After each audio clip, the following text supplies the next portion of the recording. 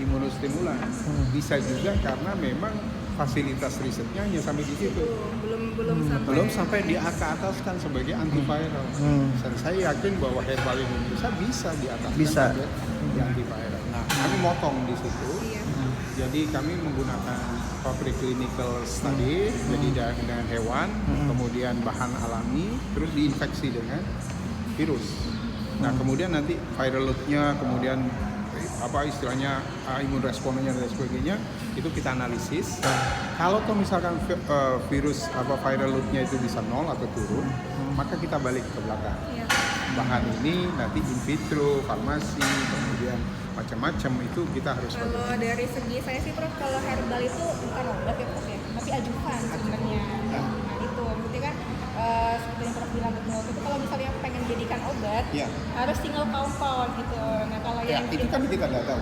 Betul. Kita tidak tahu bahwa nanti 5 tahun lagi akan ada suatu pengembangan aspek kesehatan yang disebut patobio. Baru 3 tahun yang terakhir ini. Jadi kalau konsep yang lama adalah one pathogen, one disease.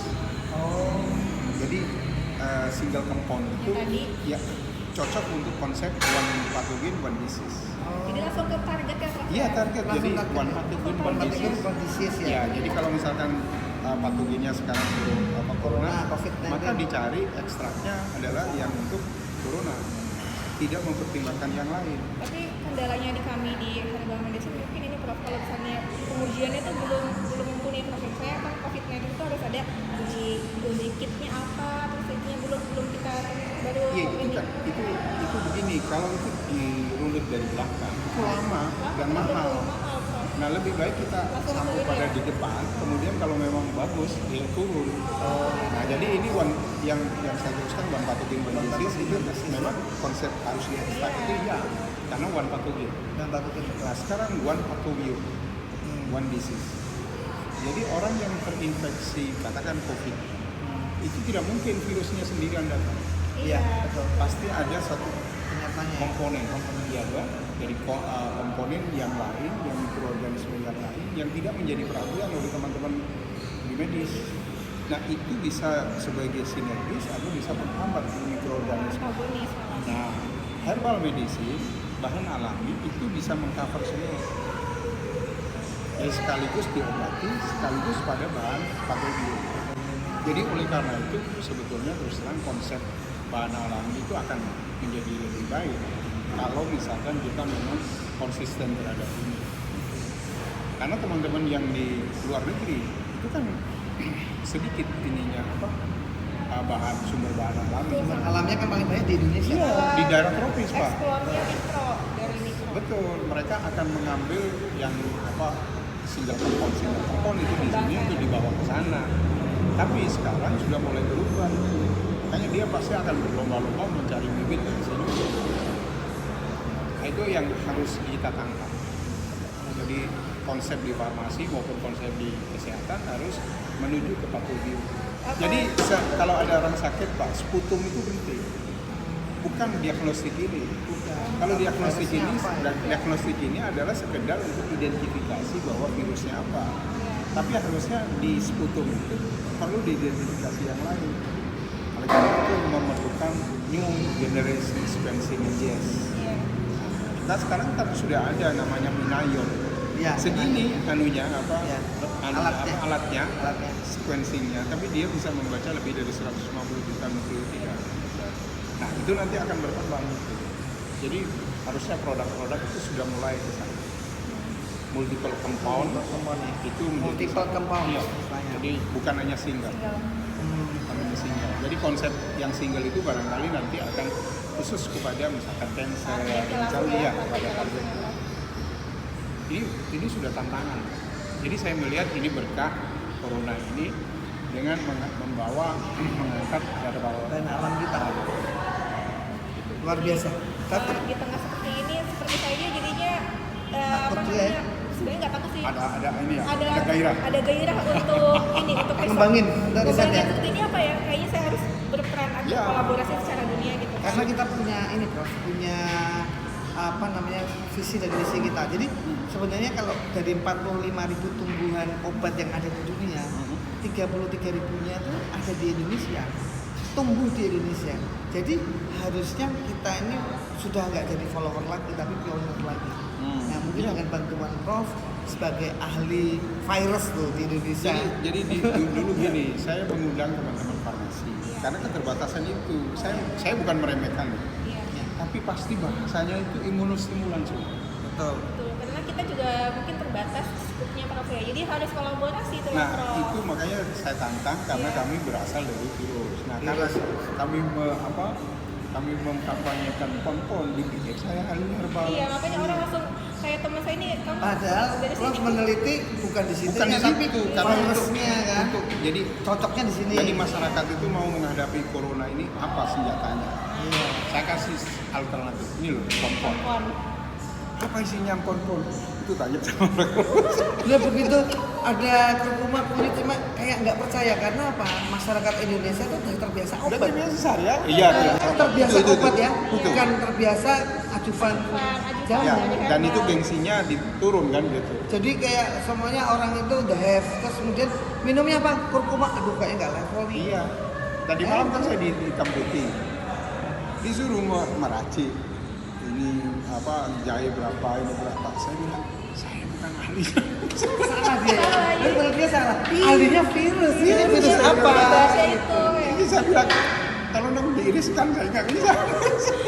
Tapi ya Prof, kalau seumpamanya ini Prof ya, kita sudah terlewatkan wabah ini kan tidak mungkin orang ini kena 2 kali, karena sekali aja sudah mereka membentuk kekebalan tubuh. Untuk yang kedua kan nggak jadi. Soalnya ada itu Prof, ada video yang bilang saya videonya juga ada di handphone Prof ya. Itu cukup kaget, saya sebenarnya nggak setuju Prof ya. Katanya kalau kita udah kena virus itu kayak cacar Prof ya. Iya, Jadi kita langsung, jadi kayaknya semua itu pasti bakal kena. Ada karya gitu kan kena, tapi nanti Prof ya? batuk itu bagaimana Prof? Jadi gimana? Jadi nanti ini diarahkan kelihatannya arahnya itu menjadi bagian dari vaksin influenza. Jadi setiap 6 bulan setiap ini vaksin. Jadi nanti kan vaksin influenza itu sekarang isinya H1N1, H3N2, kemudian B itu bisa 2, bisa 1. Nah satunya lagi nanti corona. Ya, COVID. Jadi 6 bulan sekali harus. Ya, karena dia immunoconvalescent ya. Jadi yang sebetulnya orang yang dari Wuhan itu bisa diambil serumnya untuk mengobati yang itu. ya. Itu tidak ada yang mengembangkan. Terus kalau misalnya gini kan, kalau yang kita pelajarin ya Prof, kalau virus itu kan dia berada di sel inang tertentu Prof ya. Kalau misalnya virus DBD, kita langsung fogging nyari nyamuknya. Sedangkan kan virus ini kan inangnya tubuh kita Prof ya. Nah tanggapan Prof seperti apa Prof? Ya, itu kan pemerintah yang dinamakan laboratorium itu hanya laboratorium diagnostik. Kan itu memang betul. Dan itu harus cepat karena ada yang menunggu, yaitu pasien yang sudah masuk rumah sakit. Kan gitu. Oleh karena itu beda dengan flu burung. Kalau flu burung dulu orang masuk hari ini mungkin 2 hari 3 hari lagi mati. Selesai. Mati ya. Jadi kapasitas vaskes tidak perlu banyak. Kalau sekarang harus 14 hari dia stay di sana. Terus kalau misalnya gini Prof, misalnya kan ini agak sedikit keluar dari topik. Cuma misalnya kalau saya sehat aja kan Prof, itu asimptomatik kan Prof ya. Jadi gejala sehat tapi ternyata saya nggak lihat. Nah kalau saya isolasi sendiri itu di rumah self isolation itu Prof yang himbauan ini itu bakal sembuh sendiri ya Prof ya, bagaimana? Jadi gini, aspek kematian fatality rate dari COVID ini kan 2-3%. Ya. Konsep kematiannya Prof Ya, artinya lebih rendah dari SARS, lebih rendah dari Ebola H1N1, segala ya. ya lebih rendah, apalagi dari flu burung 95-100%. Orang terinfeksi bisa Mati langsung. Nah, jadi tapi bukan di situ letaknya. 2-3% pun juga nyawa manusia. Jadi kita tetap harus memperhatikan itu. Tapi tidak bisa diangkat kepada aspek kepanikan, kan gitu. Jadi virus itu kan ada dua strain yang corona ini, yaitu low pathogenic yang dia reseptornya ada di saluran pernapasan atas, dan highly pathogenic yang ada di paru dan di bawah. ada dua. Oh iya di bawah, atas sama bawah. Yang atas itu biasanya setelah replikasi orang itu akan tergelitik untuk batuk atau bersin. Oke, betul. Nah pas bersin atau batuk dia Mengeluarkan keluar. itu ya. Cuma problemnya kan di lingkungan. Iya, jadinya kena. Nah itu artinya problem lain Iya, kan, artinya betul. di environment harus diperhatikan. Tapi orang itu sembuh. Nah yang agak mengkhawatirkan itu adalah yang pernapasan bawah di paru itu, karena bukan hanya virusnya yang mengkhawatirkan, tapi tadi itu sitokainnya itu. Nah oleh karena itu strategi awal bukan membunuh virusnya, tetapi melindungi sel yang sehat. Ya, jadi betul kita meningkatkan imunitas paru-paru. Iya toh, itu. itu paru-paru. Jadi artinya dengan apa sel paru yang sehat, maka kapasitas oksigenasinya kan terjamin. Iya. Jadi VO max-nya masih tercapai. Iya, betul. Nah, dengan demikian maka metabolisme berjalan lancar dan virus yang sisa akan keluar. Yang kedua, bahwa untuk bisa menginfeksi seseorang out of host itu kan harus tercapai suatu load, viral load.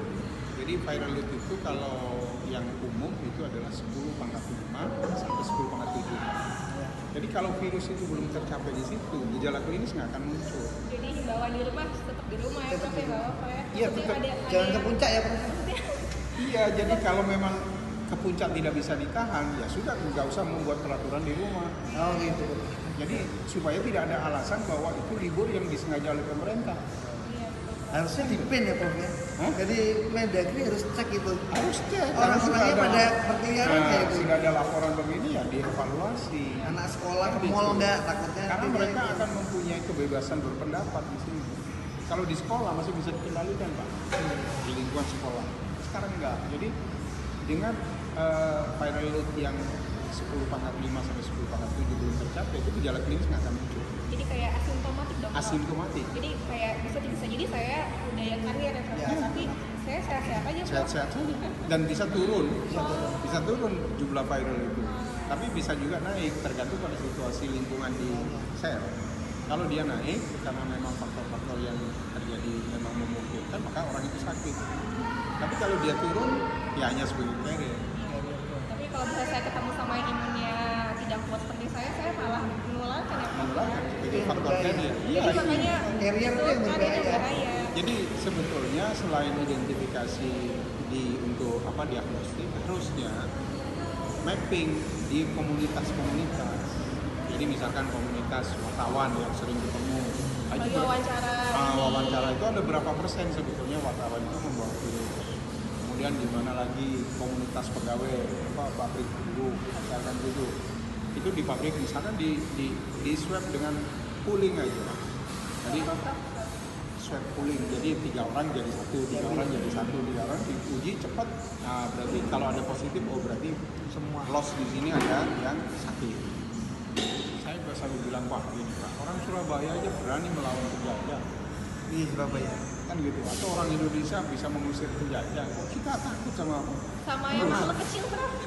Makhluk Saya yang bilang, kecil. saya 30 tahun lebih berkecimpung di virus. Saya bukan sombong gitu. Iya. Artinya bahwa itu memang, jadi virus itu tidak ada kepentingan untuk membuat orang sakit, tapi memang dia naluri alamiahnya seperti itu, tugas alamiahnya seperti itu, bahwa virus itu harus berkembang di host yang lain.